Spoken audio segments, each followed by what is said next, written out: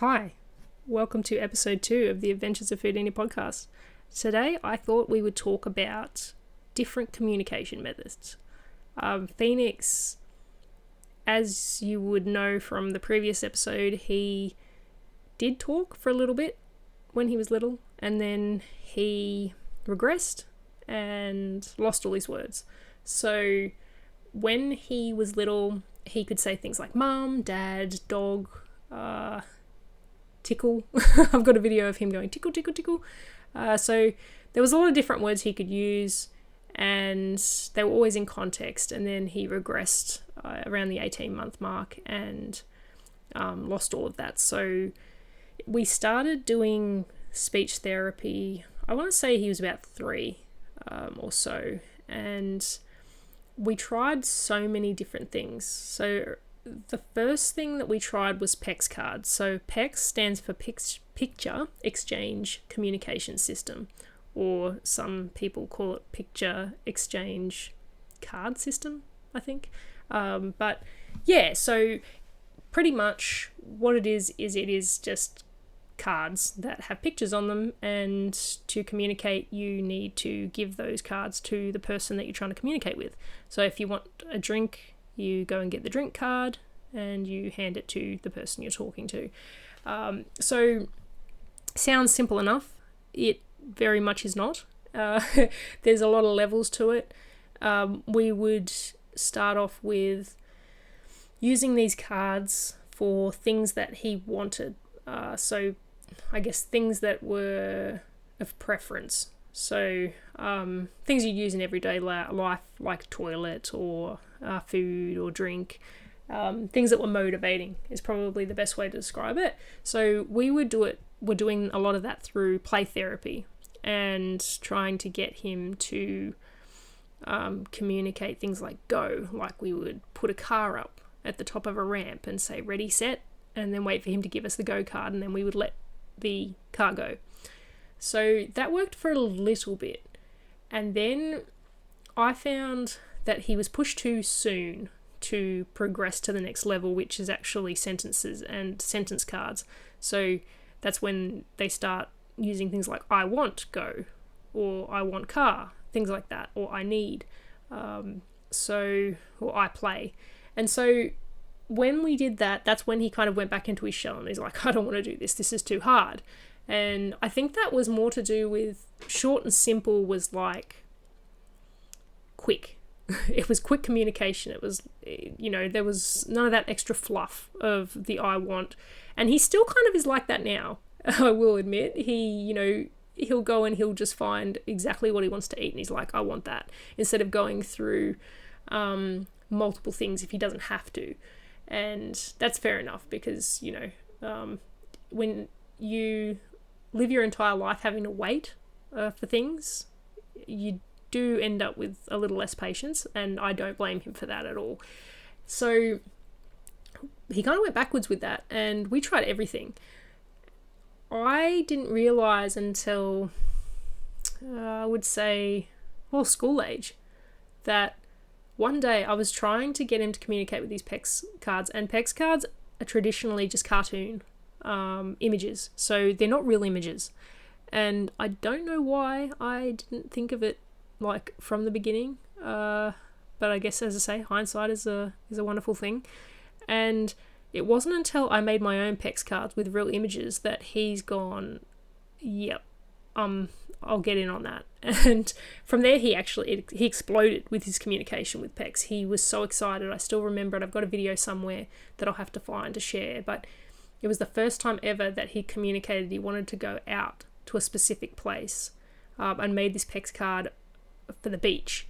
And you'd think that's pretty easy, just a beach card, but he's so literal minded. He needs a card for every specific location of a beach, so any part along the beach. We live close to a beach, and there are so many different places along there that you can go, and I've had to make a PECS card for every single one so that he can tell us exactly where he wants to go, which really, it makes sense, doesn't it? Like, it's not, it makes sense. So we'd had quite a few meltdowns in the past where we'd only had like 2 cards for different parts of the beach, and he really wanted a different place, and we've gone and we've made a wrong turn. It's turned into just an absolute nightmare.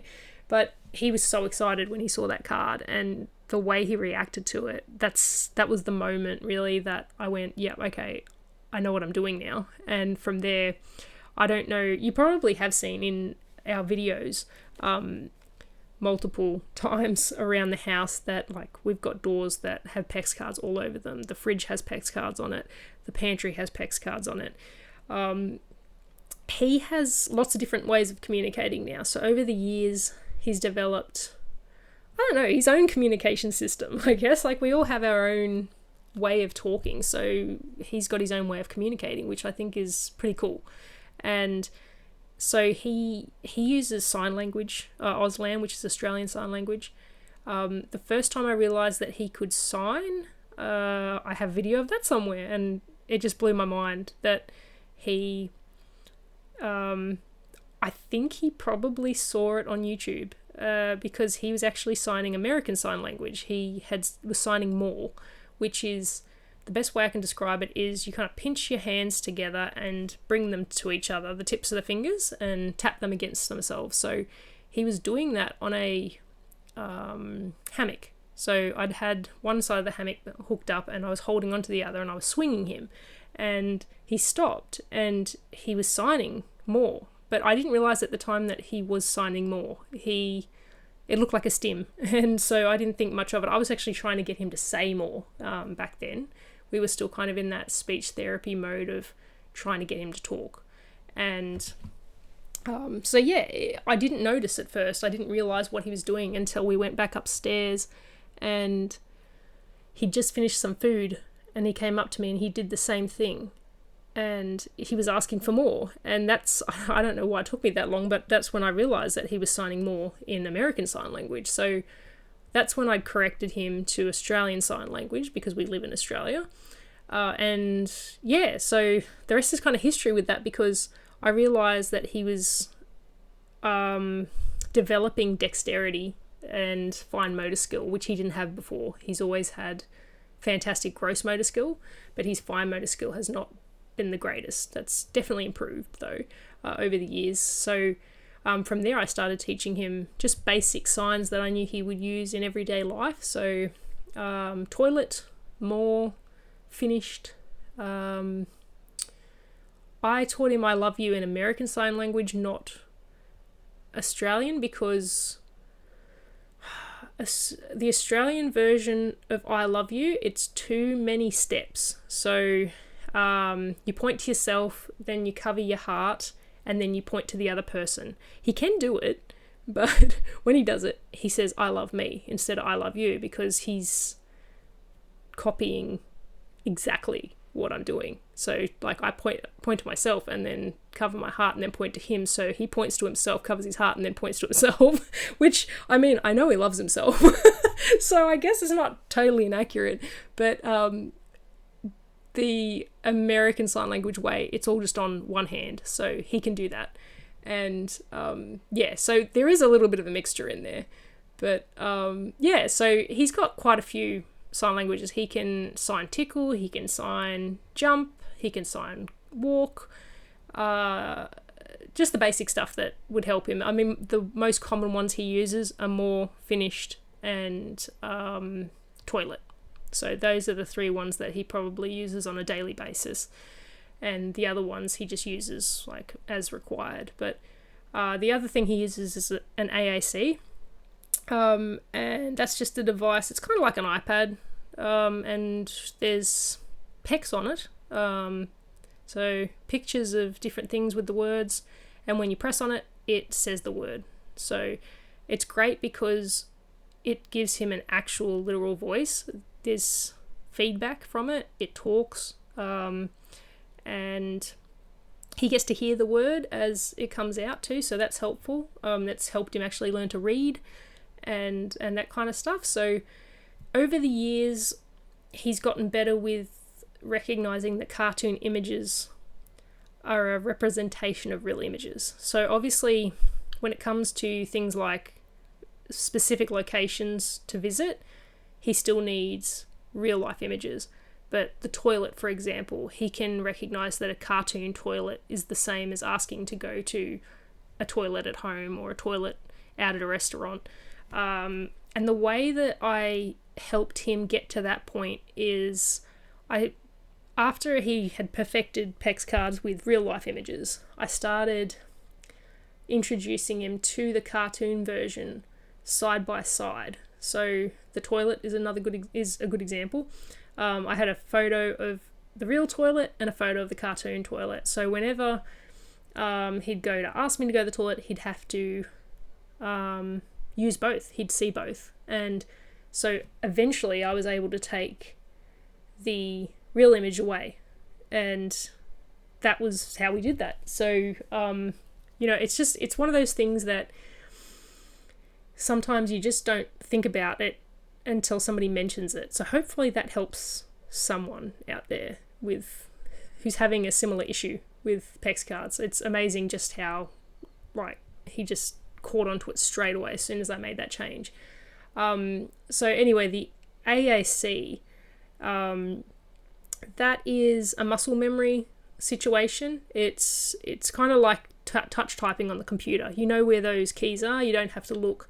So after a while of using an AAC, the person using it just knows where the buttons are. So that's why Phoenix can use it so quickly. People watch him and go, oh my God, how does he navigate that so quickly? It's because he's practiced so many, a billion times. He knows where everything is. If I was to change a button around, that would completely stuff him up. So it'd be kind of like going from a QWERTY keyboard to having it in alphabetical order. You'd just be like, you couldn't touch type anymore. So that is his AAC, and you'll often see videos of him using that. They're an amazing technology. He couldn't use things like Proloquo to go on his iPad, which is an app, and it's very similar. But he couldn't use it on an iPad because, once again, his literal thinking got in the way. He had first been introduced to an iPad as a gaming device, as something fun, something... he's never been big on games. He's always played educational games on them, like color matching and pattern matching and things like that.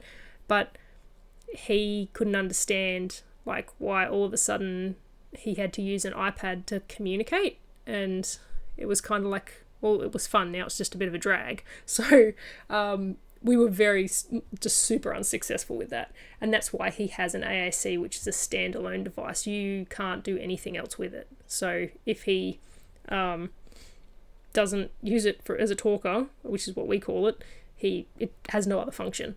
So that was perfect for him, and that also is something we didn't really recognize at first. We just thought he wanted to stay with the PECS cards, but we also saw him getting so frustrated with the PECS cards because they take so long. And then, if you've got an album full of all these photos, you've got to find the right one, and it was a bit of a mess. And having to carry and lug around a massive folder of all these pictures isn't very convenient. So I definitely recommend AACs. I feel like things like NDIS, which for people in America, it's a scheme here. It's an insurance scheme for people with disabilities. So it actually stands for the National Disabilities Insurance Scheme.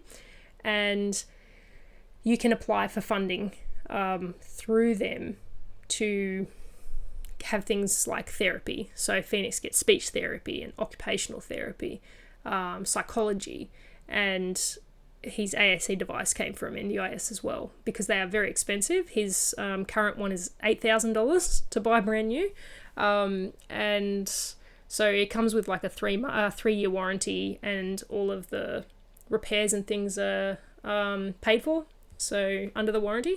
So it's all the training's provided, all that kind of stuff, but the average person cannot afford to fork that amount of money out, and it's unfortunate that they cost so much, but I also understand why they do, because it's just, I don't know, I think for me it's somebody that is non-speaking, they deserve to have a voice. We don't have to pay for ours. We we just happened to get lucky and be born with the ability to speak, whereas he just got unlucky and was born without the ability to speak. And I feel like it's not something you shouldn't have to buy. And for those of you that do follow our page, you will have seen the Foodini project that we started, and that is literally providing free AACs to families of people that are non-speaking and don't have a voice yet. And yeah, so that's our philosophy. The whole thing is you shouldn't have to pay to have a voice. You should just have one, whether that's through technology or what have you. So we're very passionate about that. Obviously, that's because of Phoenix, and watching what he's gone through and what others continue to go through with that. Having a voice is very important. Circling back to NDIS, they do fund them, but I find that with a lot of people, they fund them way too late, because, and it's not necessarily through fault or anything like that, because as I say, I'm a very reasonable person and understanding. I can see both sides. So they often say, like, professionals will kind of go, oh, if they're not talking by this age, that's when you start to go, they're probably not going to talk, and look at other communication methods. But for me, personally, that's too late, because Phoenix didn't get a talker or an ASE until he was 8, 9 maybe. Around that, I would say. Was it 2021? So about 8. I just had to do some math there, and I don't have the kind of autism that's good at math. The problem with that is, it's great, like, he obviously learned, but he would have been so much further ahead had he got that device years earlier. And the other reason that I believe it's important to have those devices years earlier is because you want the children to be learning how to use them before they leave the house. And by that I mean going out without you, for example, to school. Because if a child goes into a brand new environment like that, with brand new people, they don't have what I would classify their safe person, so whoever their voice is normally, mum, dad, grandma, whoever it might be, with them when they go into this new environment, that must be just absolutely terrifying for somebody to, you would just feel so trapped, and it would just be terrifying, I think, not being able to communicate in a brand new environment. No one understands what you want, no one understands what you're trying to communicate, and you can send a manual along, that's all well and good, but these kids need to be able to self-advocate and ask for things and ask for help, because they are the most vulnerable in that position. And it breaks my heart to see so many of them being mistreated because people know they can't tell anyone, they can't do anything about it. And that's why I'm so passionate about that, is they need to have the best chance with it all. And the only way that that's going to happen is if these kids are given access to these devices at a much younger age. And they might talk, they might get an AAC at 3 years old and then go on to talk.